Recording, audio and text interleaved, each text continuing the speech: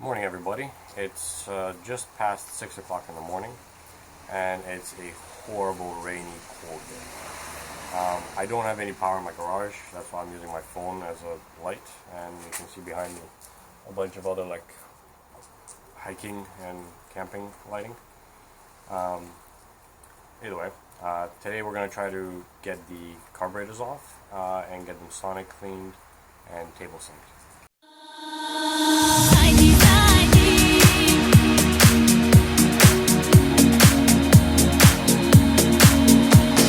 Zaidi, what you say? Alright, so since it's pouring rain out, I'm going to have to try to make do with the little bit of space that I have at the back of the garage here. So this is where the bike is right now. I'm going to move some of these boxes out of the way and get the tank off, get the filters off, pull the carbs off, and take everything inside to get it cleaned up. So let's get that off. Alright, so 20 minutes later, carbs are off. There we go. So now what I'm going to do is I'm going to disassemble the whole assembly. Take each individual carburetor apart, put them in the Ultrasonic Cleaner for an hour each with a little bit of solution. Then clean them off and put them for another 30 minutes with just water, just to make sure that everything is cleaned off. Then we're going to reassemble and we'll be ready to put them back on the bike. Okay, so I got the carburetors moved downstairs because the very first part of disassembling them is removing these bolts here, essentially to hold this top piece to the whole system. And these bolts, I managed to remove one of them. You can see it's like very rusty in the middle, and it was very hard to remove it. Now I managed to kind of almost strip one of them, as you see here. So what I've done is I'm gonna use some PB Blaster, so some of this stuff, spray all the bolts and let them soak for some time, and then try to remove them. I really don't want to break. I think this stripped one I might replace with one of the bolts from the other carburetor setup that is here, yeah, do that. So yeah, I'm just gonna spray them with PB Blaster now and let them soak. Okay, so after about an hour of soaking with PB Blaster, using a impact screwdriver and almost breaking this thing, like right here, as you see near the hole, I broke it a little.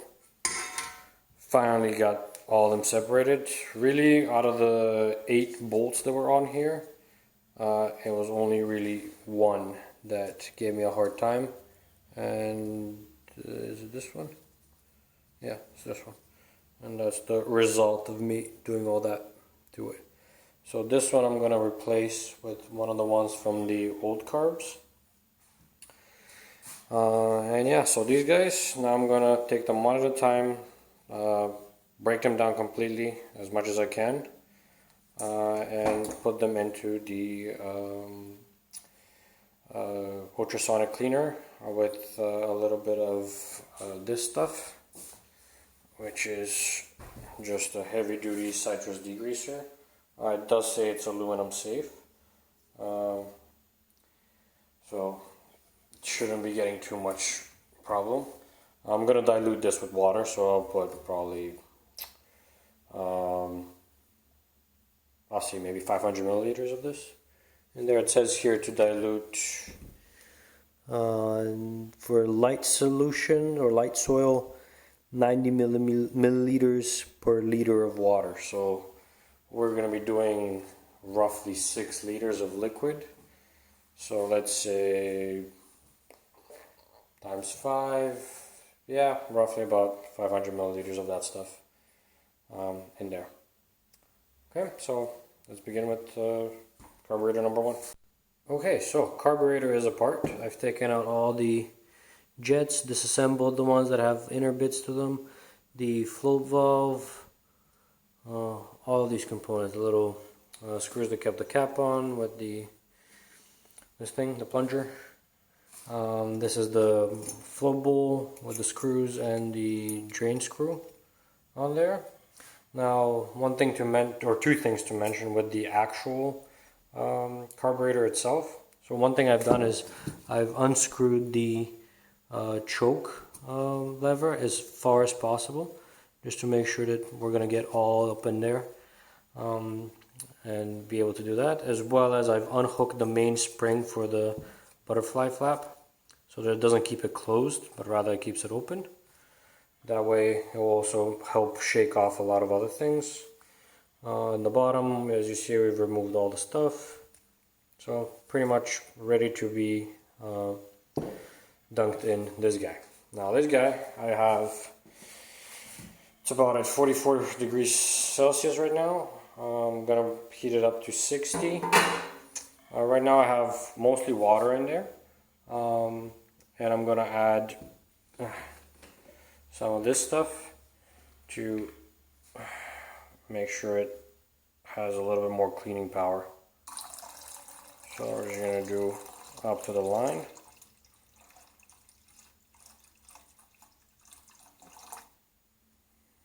This guy is 1 gallon, so should be able to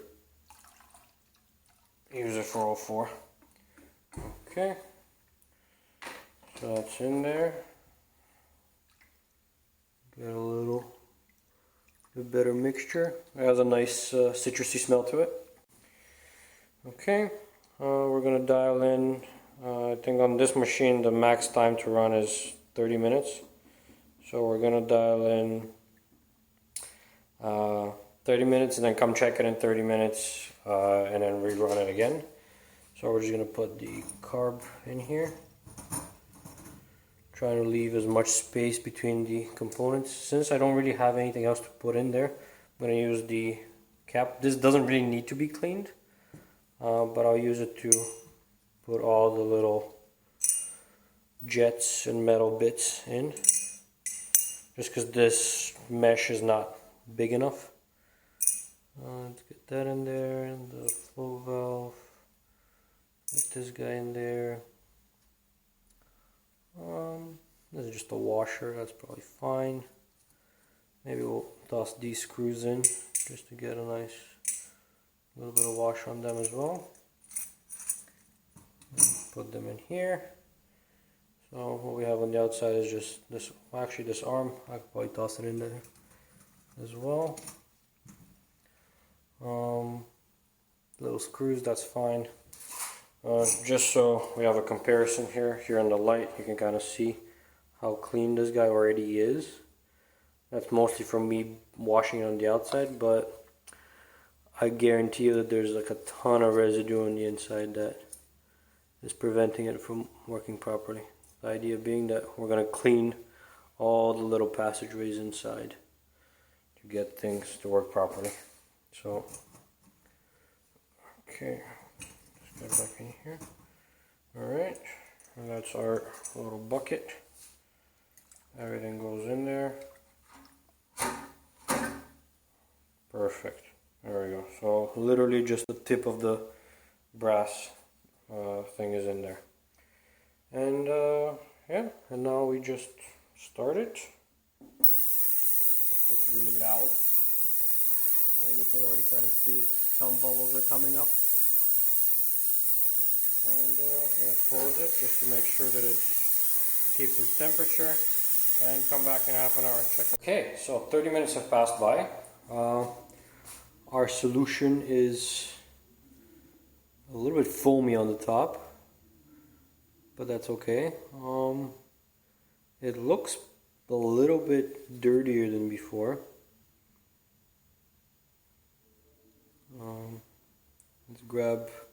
Let's take out let's just take out the main body. Let's see what if there was any visual difference. So it's definitely cleaner. There's a bit of a residue on there. I don't know if that's from, I think that's from stuff that was on there before that couldn't be cleaned. Is now being highlighted by this.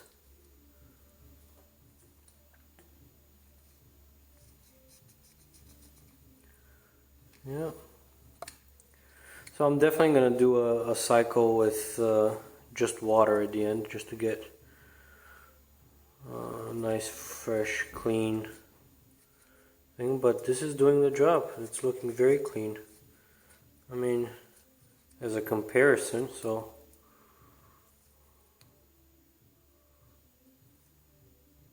Yeah, very good. Okay, so, and the spring, this mechanism is smoother, seems.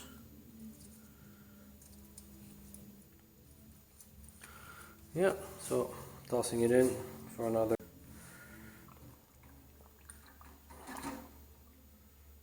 half an hour. In terms of other things in here, oh, that's hot. Oh.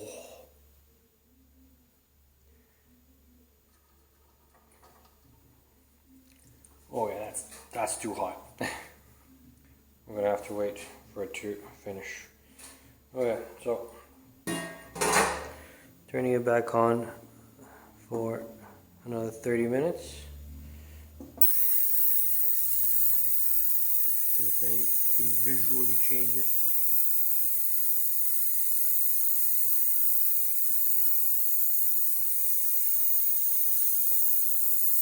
We got bubbles coming up.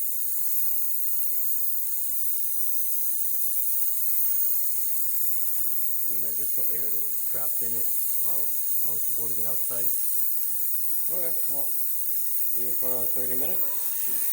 And then we'll take it out, drain this, put clean water in it, cool, clean water, and then run a cycle. And leave it at that. Alright, an hour has passed. Let's see what we got. Put that there. Bring it over a little bit more. And open this up to drain it. I'm just draining it now.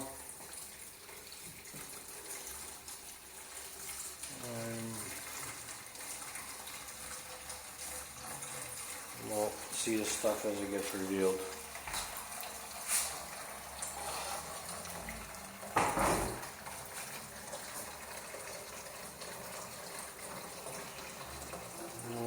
The carburetor itself, all that residue that was on it, still kind of on it. I'm actually not quite sure what that is. It looks like almost like metal cracking. Weird. Either way.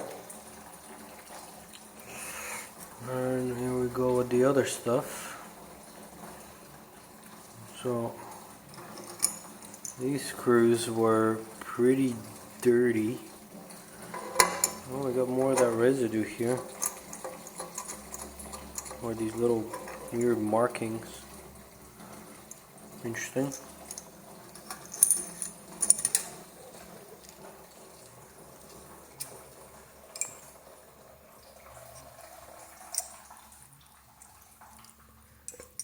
And we got all the jets. They've been pretty clean. I think the solution did a great job at clearing this stuff up. Even these screws, oh crap. Even these screws were cleaned up quite well. Okay, well, I'm gonna fix this back up. And there's the rod. pretty clean. I'm gonna put this stuff back in the little basket, rinse it, then fill this guy back up with water and run it for another 10 minutes just with water, just to get it nice and clean. Okay, I've dialed it in again for 30 minutes at 60 Celsius. It's just water this time. I rinsed the pieces with just with water, made sure they're clean. You can already kind of see how shiny they are. And here we go. You shouldn't really be seeing much action now, but you may as well. Okay. So in the next half hour, this carburetor should be ready for reassembly. Okay, this carburetor is done. So we have it fully done cooking, I guess. I'm just gonna roll this over so I can drain it and turn it off. Let's drain that water out of it.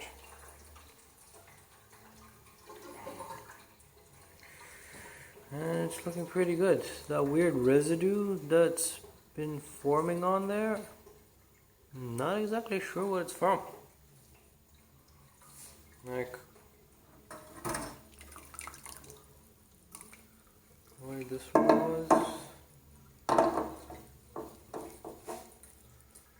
Yeah, so this residue here, or these little like crack-like patterns, not exactly sure what they're from. Looks like scratches.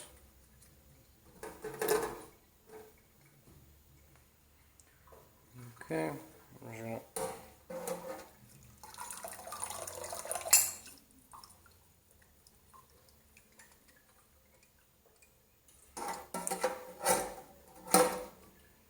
okay, I'll wait for that to drain.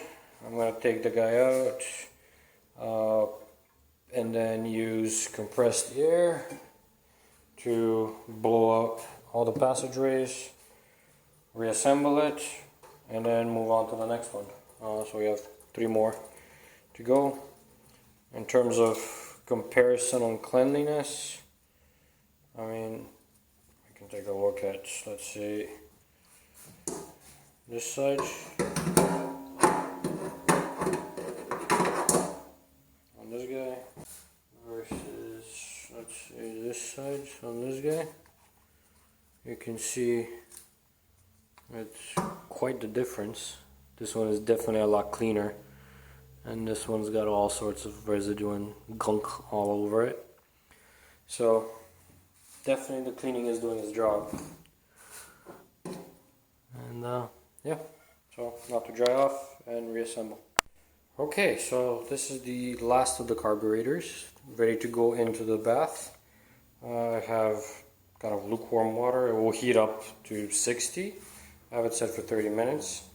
In terms of the other ones, I've already cleaned them. A few things to note: I got some sort of weird pattern discoloration on the bottom of some of them.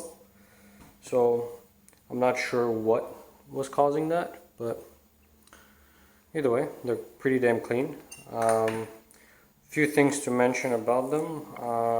I changed the idle rod adjuster from the old ones because it was in a better condition, and also on one of them the float bowl was missing one of the 4 bolts, so I replaced that from one of the better bolts from the old from these guys. So this one is all good. We're gonna put it in and we're gonna come back to check it in half an hour once it's done. At that point, I'm gonna do another cycle of 30 more minutes,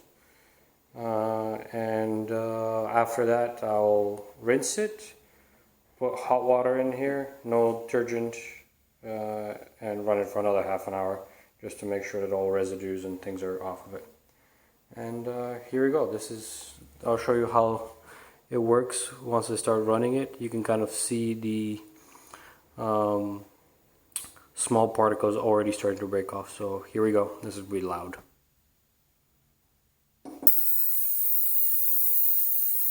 So you can already kind of see all the smoky dirt coming off of it. So that's really good. That's exactly why I bought this, to make sure that I get all the junk off of it.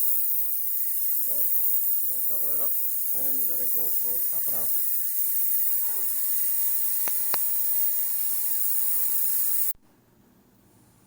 Okay, so I have the carbs assembled back as one piece.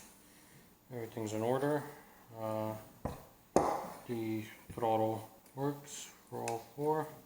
As you can see. The choke also works.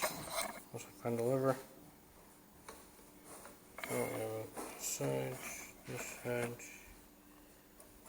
here, and here.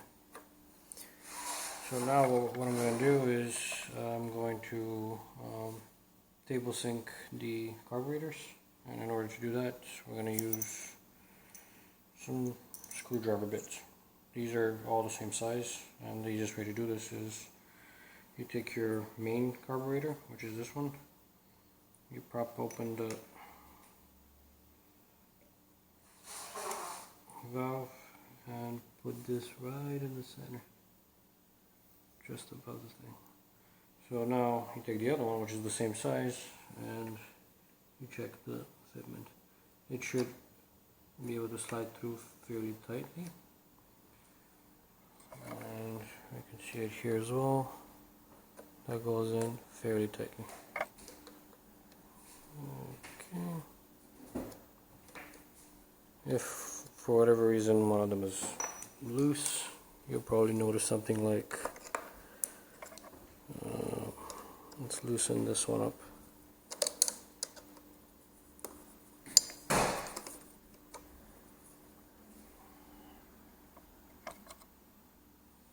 So just to illustrate, what I'll do is, so this one is now loose, so you can see this going in and out very easily.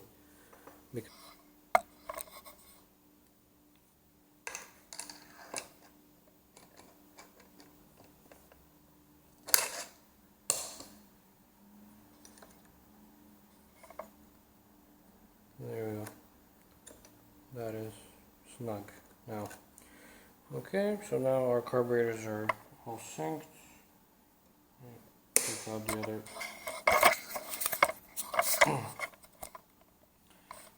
We took out the other piece, and we can check that.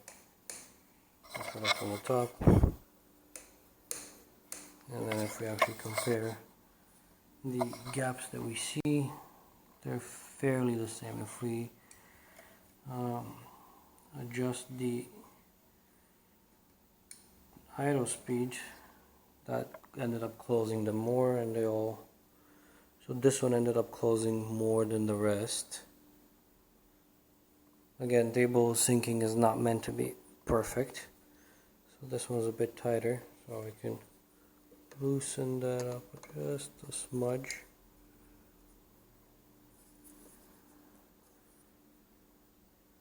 Yep, there we go. So now if we open that back up,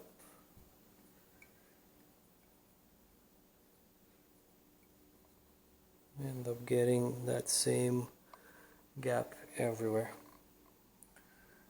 And that's that. Alright guys, so carbs are ready to go. Next, what I'm going to do is I'm going to do the valve adjustment on all four cylinders.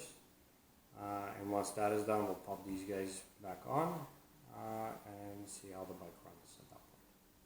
So make sure to subscribe, hit the little bell for notifications when new videos become available.